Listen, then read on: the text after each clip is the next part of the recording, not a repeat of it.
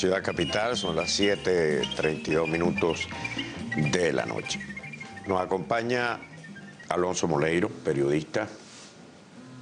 Alonso, tú llegaste temprano y has podido más o menos ver la secuencia de lo que ha sido el programa de esta noche. Y me gustaría que te enfocaras en el tema político. Yo creo que del gobierno hemos hablado bastante. Suficiente. Me gustaría que hablaras de la oposición.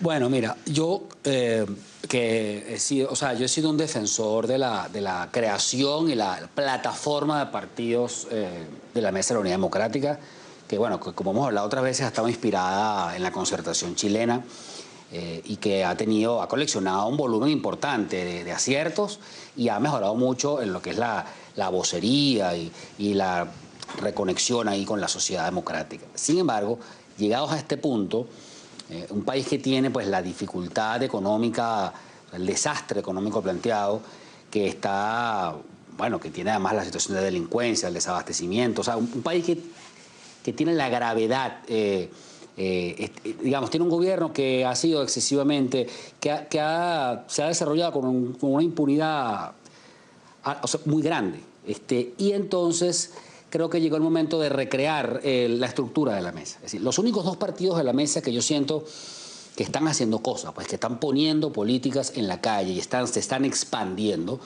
son Voluntad Popular y Primera Justicia. El resto de los partidos de la mesa, quizás la causa no es un partido que está creciendo, pero por lo menos uno lo ve haciendo cosas, pues. Pero los partidos de la mesa están muy lastimados.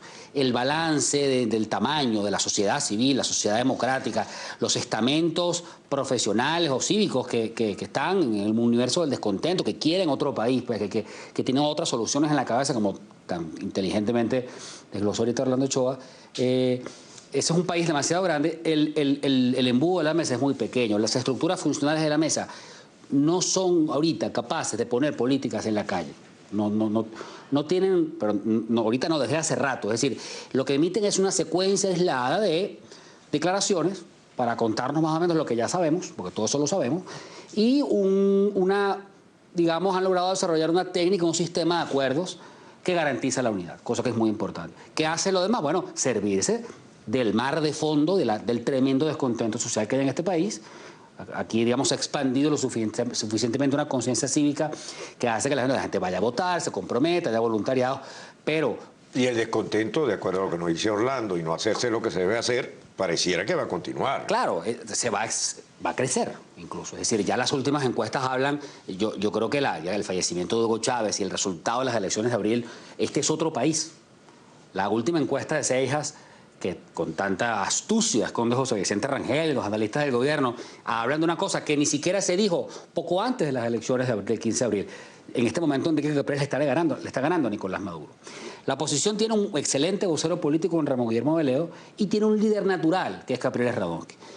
Creo que a ellos y a los jefes de los partidos les toca sentarse a evaluar lo que se está haciendo. O sea, digamos, eso pasa por decir la verdad. La gran mayoría de los partidos de la Mesa de la Unidad son muy débiles, están secos, no tienen conexión popular y no son capaces de hacer con eficiencia lo que tienen que hacer en esta segunda etapa de la lucha. Ahí viene la pregunta, ¿qué es lo que tienen que hacer con...? Lo que yo creo que tiene que hacer la Mesa, o sea, yo he sido un defensor de la Mesa porque me parecía que sobre todo hace unos años, acá estaban, como yo siempre decía, pues, la carreta delante de los caballos. Es decir, la sociedad civil estaba en un estado de ebullición, no tenía conducción política, no tenía comando y cometió un montón de tonterías y de errores que hasta hace muy poco estuvimos pagando como sociedad, el paro petrolero, todas las cosas que hemos dicho hasta el hartazgo y hemos analizado en este programa muchísimas veces. Exacto, la extensión del 2005, etc. Eso, ok. La Mesa tiene además muchísima credibilidad en una parte del país. La Mesa necesita incorporar a sus estructuras sectores sociales orgánicos metidos en conflictos cotidianos. Y a mí me parece, lo digo más con todo el respeto, porque hay gente que yo aprecio, que Un Nuevo Tiempo, Acción Democrática, COPEI, tienen que sentarse frente al espejo y, bueno, ver que son partidos que resultan insuficientes para este problema. No basta sentarse, estar evaluando, bueno, mira, ¿cómo vamos a primarias, acuerdos, una técnica para ir unidos? Esa es una parte del problema, pero no es todo el problema.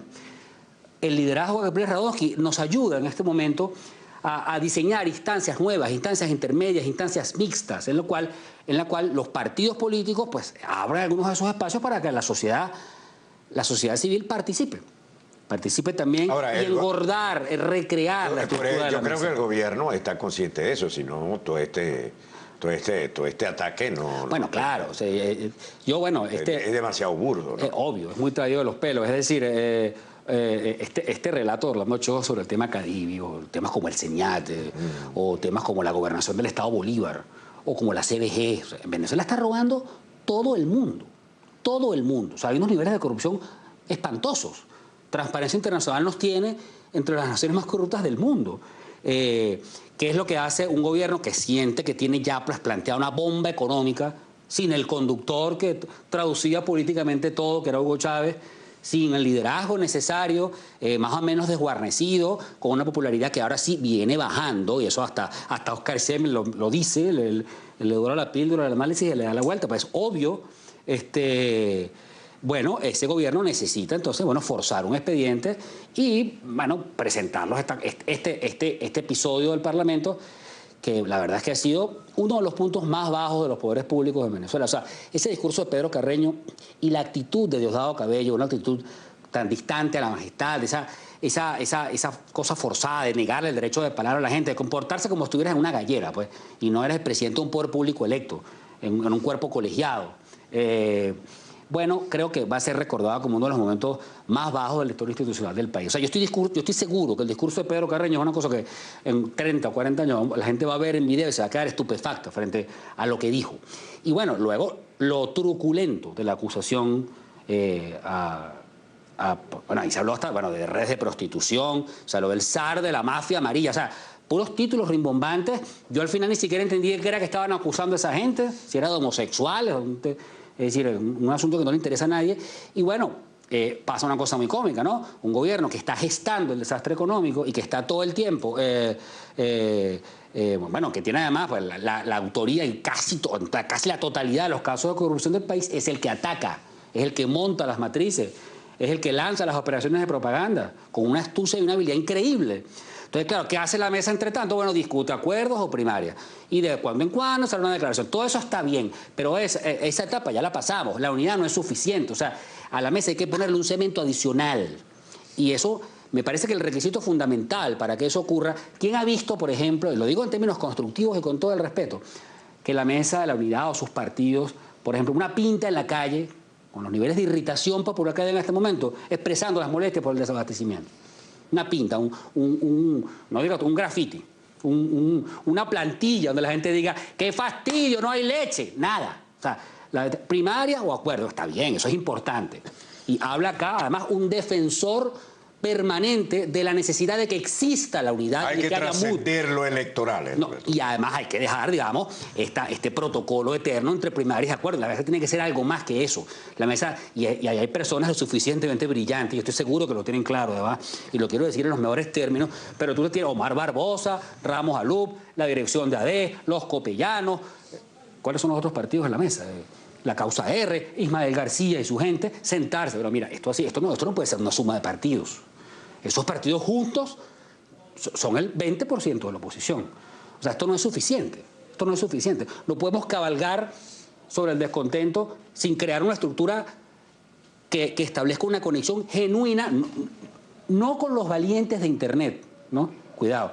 O sea, no con los que quieren que acá mañana haya un baño de sangre, ¿no? Y que además, los guerrilleros de Twitter. Exacto, como dijo Guillermo Veleo, que son valientes con testosteronas ajenas, además.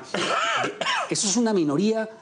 O sea, el que cree que no hay que ir a elecciones, que esto se resuelve a plomo y tal, esos son muy pocos. Además, al final ellos también votan. Hablo de la amplísima cantidad de venezolanos que lo que quieren es una sociedad democrática, coherente, donde se respete a la gente, donde los poderes públicos funcionen sin inflación y donde haya libertad cambiaria, como la tenemos en Chile, en Colombia, en Perú y en Uruguay. En Uruguay, no en Argentina, pero sí en Uruguay. Y en Brasil. Es decir, una democracia estable donde tú puedes reconocer. Lo hecho hasta ahora por la mesa es muy meritorio, pero no es suficiente.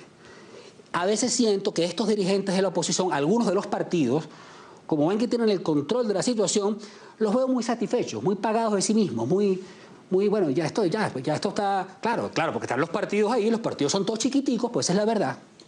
O sea, de no pasa el 9%, un Nuevo Tiempo es un partido que está en una crisis, Avanzada Progresista es un partido chiquito, son partidos de Estado.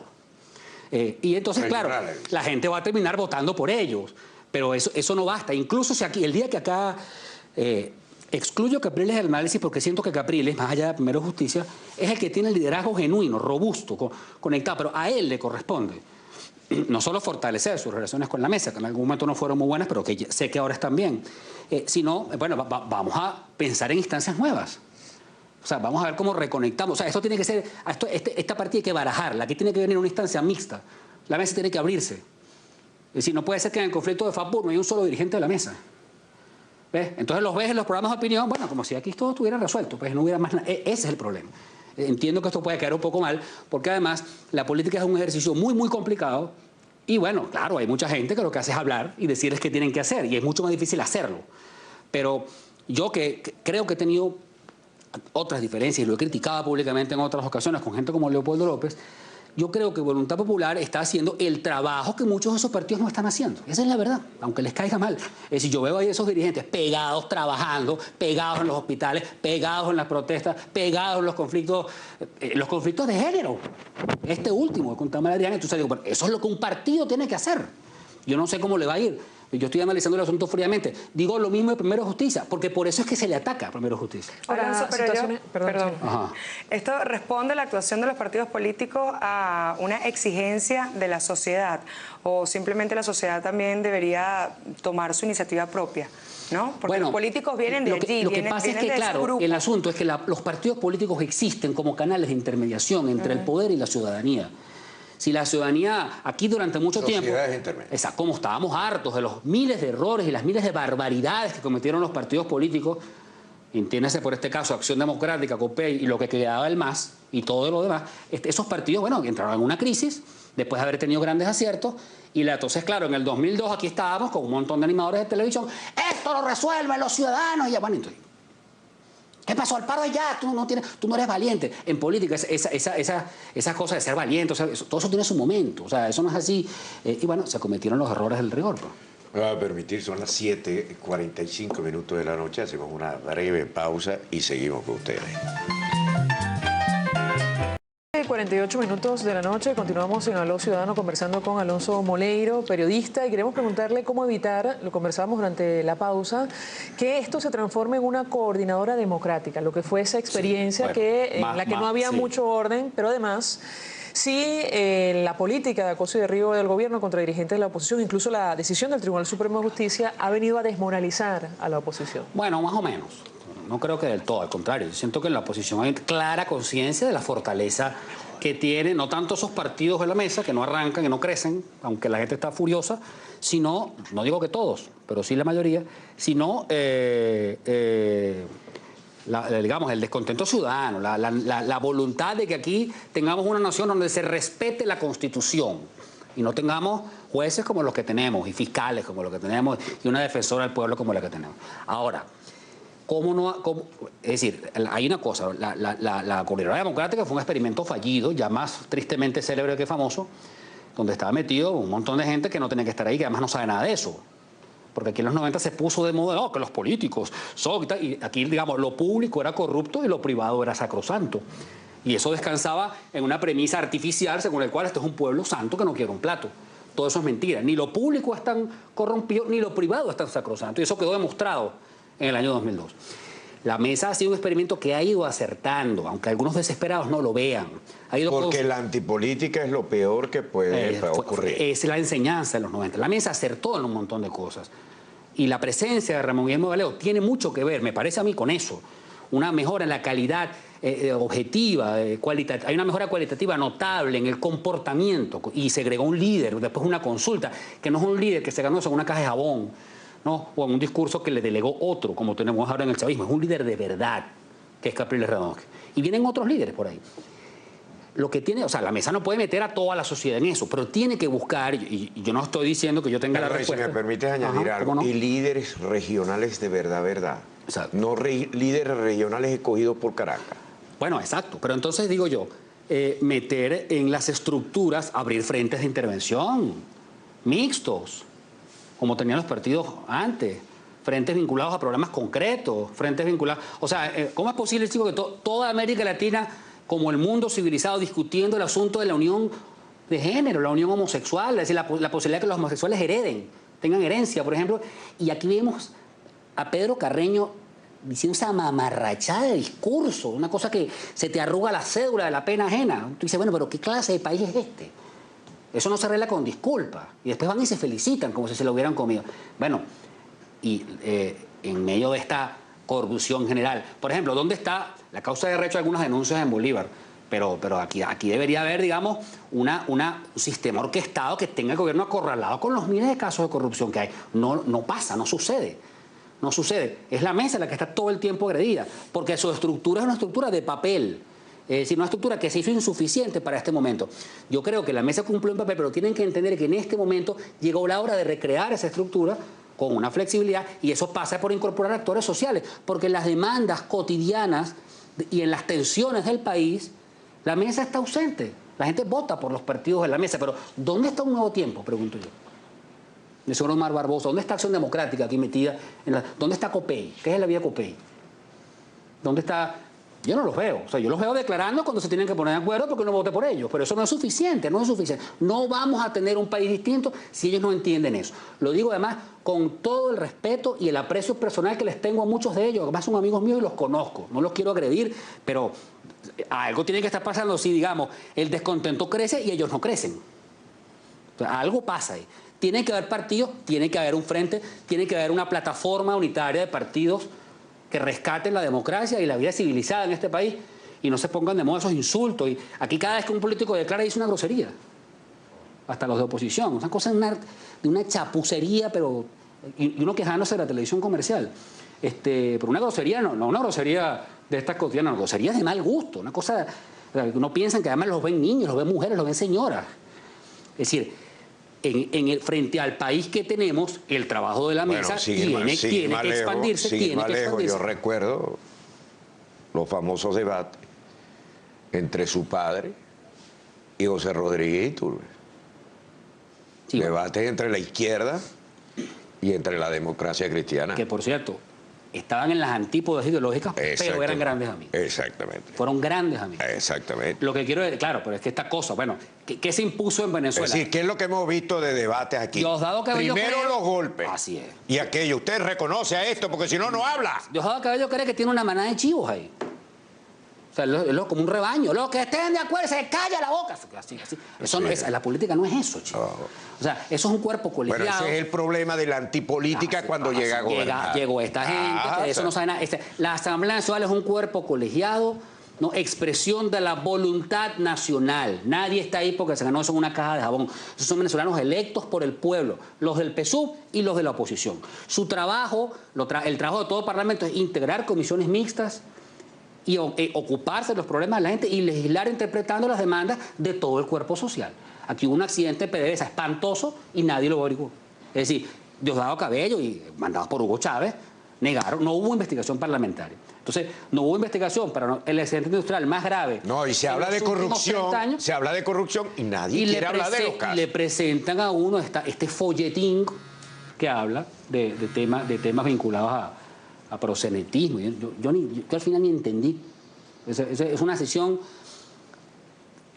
espantosa, es inenarrable. No hay palabras para expresar la pena, la vergüenza que le da a uno que estos diputados, muchos de los cuales, porque yo creo que es la bancada del PSUV, contrariamente a lo que uno supone, ahí hay gente que tiene cierta ilustración. Ahí está Darle Herrera, Jesús Farías Hijo, son gente que ha leído. Claro. Pero, o sea, presenciar ese folletín, esa ridiculez, esa suma de adjetivos sin contenido, ¿no? Y luego ver del otro lado que la mesa es una especie de cuerpo, bueno, como una especie de instancia de papel, con una suma de partidos, que primarias o acuerdos. Bueno, claro que eso es importantísimo, pero llegados a este punto, ¿no? Entendiendo que la crisis remonta y que las oportunidades políticas de la oposición siguen abiertas, lo que se ha hecho es totalmente insuficiente. O sea, quiero decir, y sobre todo porque en 2 o 3 años el panorama político venezolano puede cambiar radicalmente y la mesa tiene que ver cómo pesca eso. Bueno, ya está cambiando. Dime una cosa, a modo de conclusión, la noche de hoy. ¿cuál sería? Bueno, para mí la conclusión es, este país es otro, y ya esto es una metamorfosis, yo soy muy conservador con este tipo de cosas, es decir, la salida de Hugo Chávez y el resultado electoral del 15 de abril cambió el país, cambió por completo el país. Y ese cambio se va a ir sintiendo. En 2 o 3 años aquí se va a ir profundizando el descontento social y la necesidad de una salida pacífica, democrática y constitucional. Yo soy una persona que cree en el diálogo. ¿Tú crees que el diálogo tiene espacio político hoy en día en Venezuela? Está en crisis, pero tiene que tenerlo para que este país sea viable, ¿no? Y, además, y oxigenarlo discutiendo con el gobierno. Si el gobierno y los chavistas entran en crisis y se ven en problemas, a lo mejor se están y empiezan a intentar dialogar. Lo que creo es la gran conclusión de esto es la mesa es un cuerpo necesario que ha hecho un trabajo importantísimo y que no tiene sentido apedrear. Todo esto lo digo yo en términos constructivos. Llegó la hora de recrear, ampliar la estructura de la Mesa de la Unidad Democrática. No basta con que los partidos se pongan de acuerdo y digan primarias o acuerdos. Hace falta más que eso. O sea, aquí necesitamos partidos grandes que estén creciendo. Si no están creciendo, entonces hay que sentarse a ver por qué no están creciendo. Instituciones como cuerpos intermedios como iglesias, medios de comunicación, etcétera, agrupaciones profesionales. Tiene que incorporar a esa gente ahí y buscar diálogo y buscar, digamos, estructurar acuerdos en torno a temas concretos, pronunciamiento en torno a temas concretos, chavistas descontentos. Es decir, no se trata de que se metan en la mesa, pero tú tienes que actuar con ellos, sentarte, reunirte. Por ejemplo, el trabajo de la bancada parlamentaria de la mesa es muy insuficiente, muy insuficiente. Es un trabajo regular. O sea, ¿dónde está, digamos, tú te acuerdas en los años 80, Paciano Padrón, Vladimir Hessen, Carlos Tablante, todo el día? Eso pasa aquí a veces y la corrupción de ahorita es 4 veces la de aquella época. Sí. Entonces hay un trabajo que no se está haciendo. Y bueno, yo no digo que sea fácil. A mí me podrían decir, bueno, hazlo tú, pero está bien. ¿No? Yo lo que soy es periodista. Yo estoy diciendo lo que yo veo ahí. Y por eso lo invitamos aquí, para que usted dijera lo que estaba viendo. Muchas gracias. Encantado.